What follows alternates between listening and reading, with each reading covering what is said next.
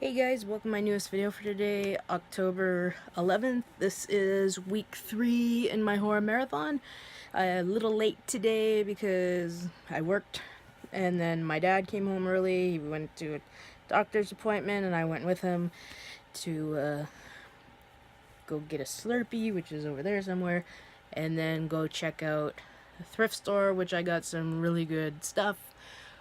Movie-wise, but I won't show that until the next haul, which might be on Friday, don't know, or Saturday, but I will just get started. This is everything I have watched from last Wednesday till now, not adding the one I've watched today. That will wait till next Wednesday.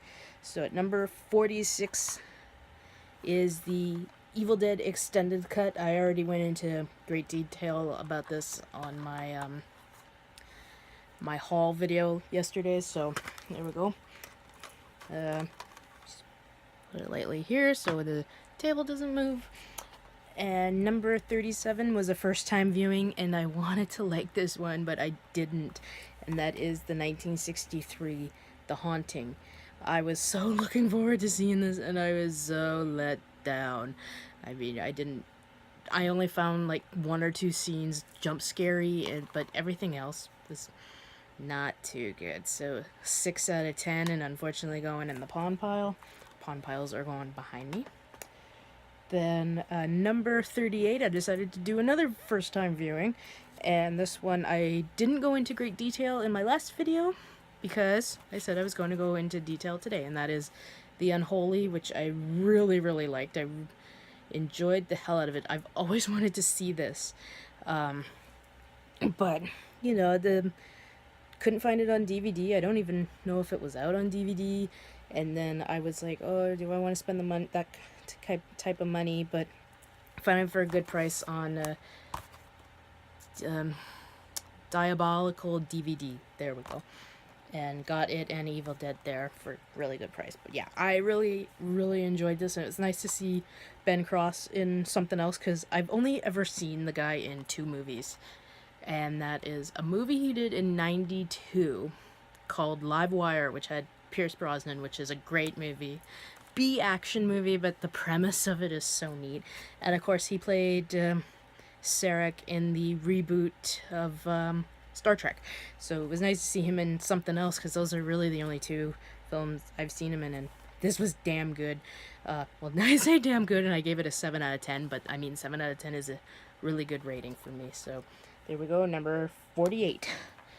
And then number 49, I actually haven't watched this movie since the first time I saw it, 1999, because it's under the category of very hard movies to watch. And once I show you what it is, you'll see why. Gee, I wonder why.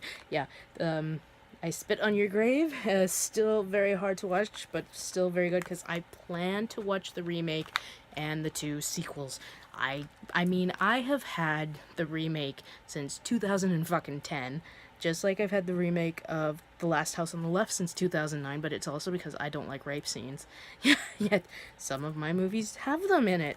But I was like, I'm just gonna watch this. I still think the in the tub is the best part of the movie. But yeah, I will be definitely, maybe sometime this week, I don't know, checking out the remake, and maybe giving myself some time to watch the sequels. So there we go, number 49, the original I Spit on Your Grave. And number 50 and 51 are from the same set. Both first time viewings, and neither of them I really cared for. And, well, I'll take the slipcover off, and I watched Don't Look in the Basement 1 and 2. I was expecting a lot out of these movies, particularly number 2, and to me they just fell so flat. I did like the premise of Don't Look in the Basement, but then when I started watching this, I was getting bored, like, not even 10 minutes in, and I was like, come on, pick it up. I watched the whole movie, and even the premise of this one, to me, sucked. I thought it was a ridiculous idea. This one had a good premise, but I really didn't care for either film. Damn it. But, well, I can finally say I've seen both films, I just didn't like them, so 6 out of 10 for the first one and 5 out of 10 for that one, so unfortunately it's going in the pawn pile. Damn. And I finally got one of my horror pack DVDs watched. Like, I've been subscribed to them only since February. I've only watched 2 of the films. Of course, it also doesn't help that every month it's either 1 DVD, 2 Blu-rays, or vice versa that I already own. But I finally watched Elvira Moving the Cob, Frankenstein's Castle of Freaks. No, this isn't the one that got in horror pack. God damn it, it's the next one, but fuck it. But yeah, I finally got to watch an Elvira movie. I've watched every single one in Elvira mode, and to me, it made the movies a little bit better. Not so much, but a little bit better. But yeah, this was a 6.5 out of 10, but I'm still keeping it because I love Elvira, even though I've never watched any of these. But I was like, I'm still keeping them. So, Elvira Moving the Cob, Frankenstein's Castle of Freaks. It's actually the next... Oh, I missed that. Okay, shit. I gotta get up for a minute, guys, so just please enjoy the wall for a minute.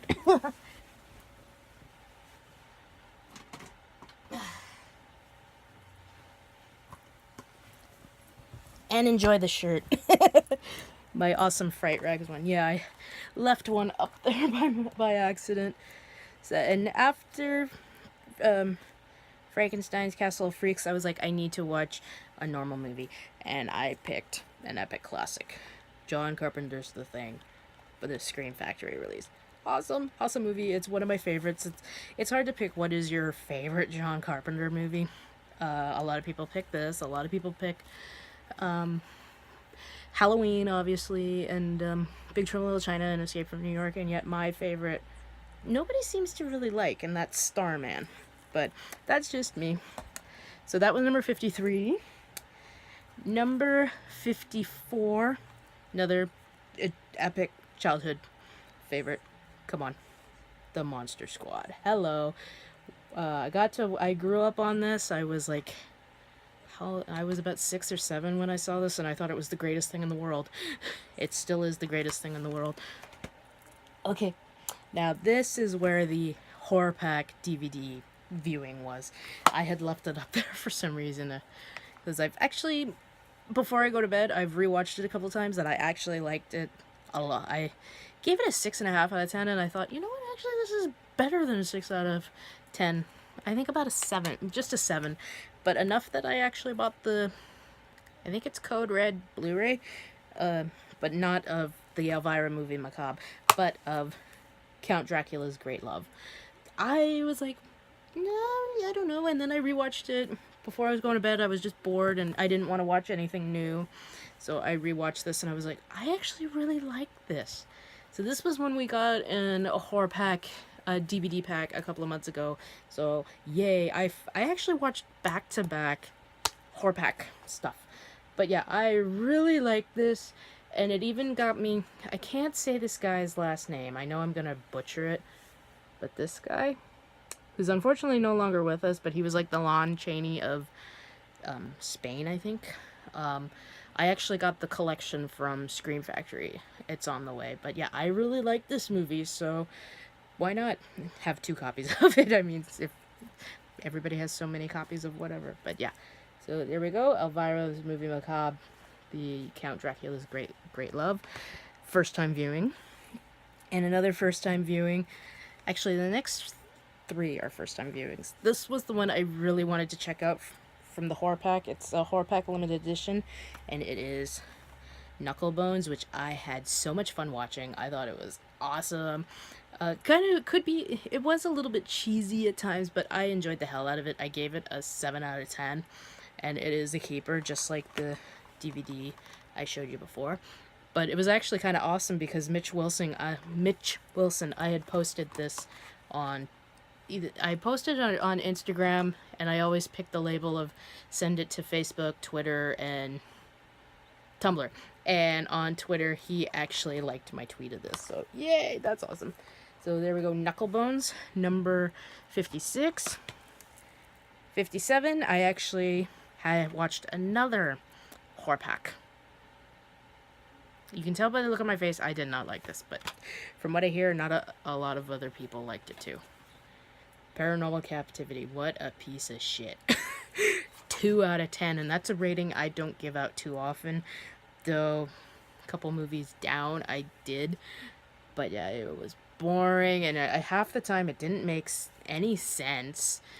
But yeah, I was like, no, I don't like this. It's boring and stupid. Half the people in this movie can't act. I was like, no, definitely a dud.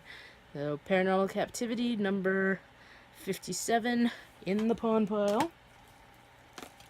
And then, another first-time viewing, I watched Legacy of Blood. This one was a 5.5 out of 10. Yeah, it wasn't good, but I'm still keeping it.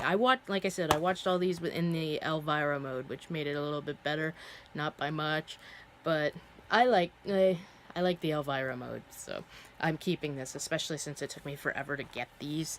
So, and then decided, no, I need to watch something I've watched before, and I picked one of my favorites. Ta-da! And I'll be watching this during Christmas too. So number 59, Nightmare Before Christmas. What can be said? It's awesome because I am including a lot of the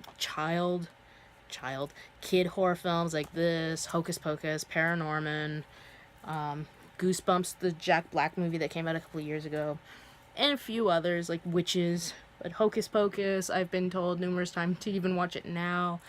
I'm not. I'm saving it for Halloween night. But most people were like, you've never seen it? And I go, no. I was more interested in Jurassic Park and The Fugitive back in 93. But then again, it was the same as with this. Nobody really got interested in it till years later, myself included. But yeah, number 59, Nightmare Before Christmas. And number 60 was, probably, it's up there with House on Haunted Hill, and Maniac is one of the great horror film remakes, at least in my opinion anyway. The Hills Have Eyes. Yes, I love this one. I've loved almost every movie Alexandre Aja has made, so why not? It's awesome. Even though I don't know if I'll get to High Tension this Halloween, which sucks because I've got way too many. I've had to put some away. It's in my folder on Film Aficionado. There was over like 250 titles, and I'm like, I can't do it. But yeah, the Hills Have Eyes remake, awesome movie. And then number 61, I watched Firestarter. This is one of my favorite Stephen King adaptations. I would kill to have the soundtrack to this because it's one of my favorite movie scores. I like Tangerine Dream anyway, but the moment where after, when she comes out of the burning barn, like as we see here, the music, I love that piece of music. It's like, I need this piece of music. One of my favorites, and I actually like that cover art, but I love the original. But I think that cover art is one of the few Scream Factory cover arts I actually really, really love. So, and then watched another Elvira Moving the Cob, and this one was another 5 out of 10, another first time viewing, and it's The Devil's Wedding Night. No, it was another thing if I couldn't get into it. Some parts were good, mostly the Elvira parts, but I'm still keeping it because, like I said, some of these cost me a good, I wouldn't say good $15, but I mean, they did, and I was like, I still want to keep them. So, and actually, I'm going to do these all together. Number 63, 64, and 65 were the Insidious Trilogy now, 4th one coming out. But yeah, I think the first one is my favorite, followed by the 3rd and the 2nd one. I'm actually quite looking forward to the 4th one, even though it is kind of funny who was killed in this one, and now she's like in this one and gonna be in the 4th one, but I ain't complaining. So, the Insidious Trilogy. And then number 66 was the Lords of Salem. The funny thing is, I watched this a couple of years ago for the first time. I didn't really care for it, and of course I was watching it on iTunes, and I found the Blu-ray really cheap, like $8.99, and I got it, and I watched it. I tend to not like a lot of Rob Zombie's movies until I rewatch them with the commentary. House of a Thousand Corpses is a great example. I hated that movie. I gave it another shot, watched it with the commentary, and I loved it. Though my favorite is The Devil's Rejects. That's my favorite movie he's done. But yeah, The Lords of Salem. Then, oh god. I tortured myself this day. I have a few of the double feature Elvira Moving the Cob, and this one I watched both films. Both films completely sucked. Both were 2 out of 10. That's Blue Sunshine and Monstroid, and I thought I would like Monstroid, but no. Oh my god, these were so fucking bad, but still keeping the DVD. Though the funny thing is with Blue Sunshine, there was a name I recognized, and I looked it up, and it was the same guy. Zalman King, who actually directed the Red Shoe Diaries stuff, who's no longer with us. But yeah, and I thought Blue Sunshine had a neat premise, but I mean, it was just so boring, and I was like, oh, shoot me. Same as with Monstroid. And it has nothing to do with the picture quality. I actually don't mind the picture quality, because some of them are really shit. But I was like, no, I don't like either of these films. They're just so boring. So that was 67 and 68. 69, an oldie, a goodie. I cannot fucking believe this movie is 20 years old, and that is Event Horizon. I love this movie. If you've been with my channel from the beginning, you know how much I have ranted and raved about this movie. I will continue to rant and rave about this movie. It's one of my favorites. It was actually the very first horror film to really fuck up my head. I had nightmares for like 6 months, because at that time the only horror films I'd really seen were Monster Squad, which can't really count, The Thing, all the Nightmare, all the Freddy, Nightmare, Jason, and Michael Myers, and Texas Chainsaw Massacre. But that kind of imagery that was in this, oh, I hadn't seen that kind of shit before, and that really fucked up my head. And I still love the fact that it fucked up my head. So, number 70 was Wreck, another great movie, great Spanish horror film, horror zombie or infected movie. Forget Quarantine. Fuck that movie. Someone said, oh, it's better than the original Spanish film, and I'm like, what fucking planet are you on? This was better. This was more creepy, more scary. It still makes me jump. It's an awesome movie. Number 71, you can't go wrong with this. The Craft. Another, I almost want to say childhood, but I mean, when this movie came out, I was 15, so technically I was a teenager, but my mom and I loved this movie when I was growing up. And I actually got the Buy or Die shirt from Cavity Colors. So, yeah, number 72.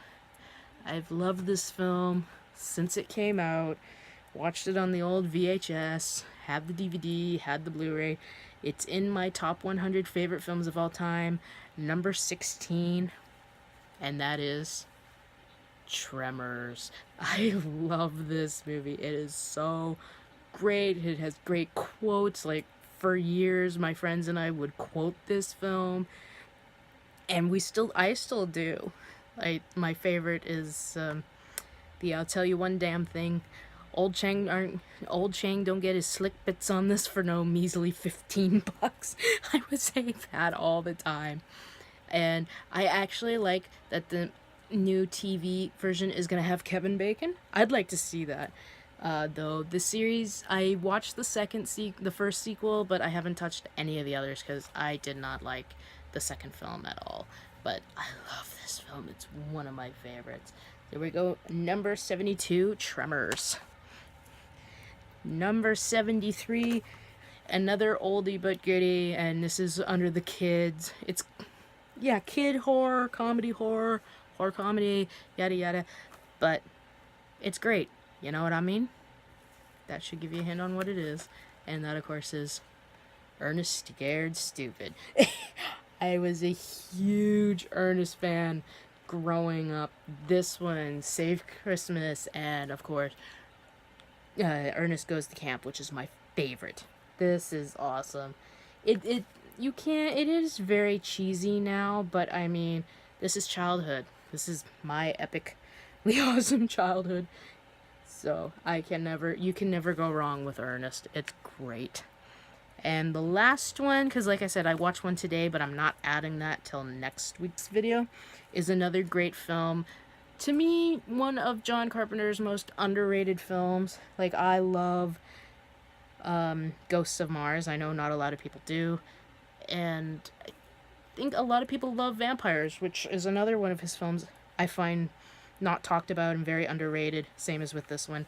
And that is In the Mouth of Madness. Oh, I love this film. I actually watched it with my mom, because we both wanted to see it. We're both horror fans. We're both John Carpenter fans. We're both fans of Sam Neill. And we were like, I was freaked out by this movie. I was around 14, so, and I didn't realize it at the time of how Lovecraftian this is. I didn't realize that till years later, especially after I saw Reanimator, and I went back to this, and I was like, yeah, there's a lot of Lovecraft in this movie. And it was so sad that it wasn't a hit, because it was fantastic. Like I said, I think it's one of Carpenter's most underrated films, and he says this is the conclusion of his Apocalypse trilogy, starting with The Thing, then Prince of Darkness, another underappreciated, and this one. So there we go, number 74, In the Mouth of Madness. So yeah, guys, that's what I have watched since last Wednesday, or technically Tuesday, because I usually do the video. I keep thinking I'm gonna have a bruise there, because I got my flu shot the other day. Some good first-time viewings, some bad, even though I'm keeping them, but I mean, I want to keep all the Elvira stuff together. But yeah, these ones, my headphones came with me. These ones will go in the pawn pile to probably take down to either get money or trade in for other movies. I need more, even though I've completely run out of room. So yeah, guys, that is it. Let me know what your thoughts on a lot of these movies are, particularly the first-time viewings. If you've seen them, what you think of them. Oh, excuse me. But I think the best first-time viewing I've seen this week is, of course, Knucklebones. And, sorry, I wasn't really expecting much, and I thoroughly enjoyed it. I thought it was so much fun. The ending was great. So, yeah. So, yeah, guys, my next video might be up this weekend with the haul, because like I said, I bought 5 today, which were couple were a little pricey, but then you go home and go on eBay and Amazon, and they're probably double the price, and I was like, yay. Especially the deal, since 2 of them were $20 each, DVD, and 1 was $10. He gave me the Blu-ray and other DVD for free, which was a plus. So when you get a store that does that, you want to keep with that store, that place, or whatever. Okay, guys, so don't know what else to say. Like I said, give me your thoughts on all these movies I watched. What's your favorite? What's your least favorite? And let me know what you guys are watching. I don't know, or do your own video. I think I haven't seen that many people do their own videos. Of course, in the middle of a video, I get a itch on my back. Well, I'm a very finicky person. If everybody's noticed, I could be talking, showing you something, and I'll be playing with my hair like I usually do. I'm just a very finicky person. So, yeah, and talkative. Okay, guys, I am just gonna go. I'm gonna put something on, just don't know what. I keep saying I'm gonna save the Munsters for the other day. I never do, because something gets in the way. So tomorrow, Munsters, it's on. So yeah, guys, until my next video, which might be up this weekend, if not, probably next Wednesday, I hope you all have a good night, watch a shitload of movies, and of course, as always, like, comment, please subscribe, and I shall see you in the next video. Bye.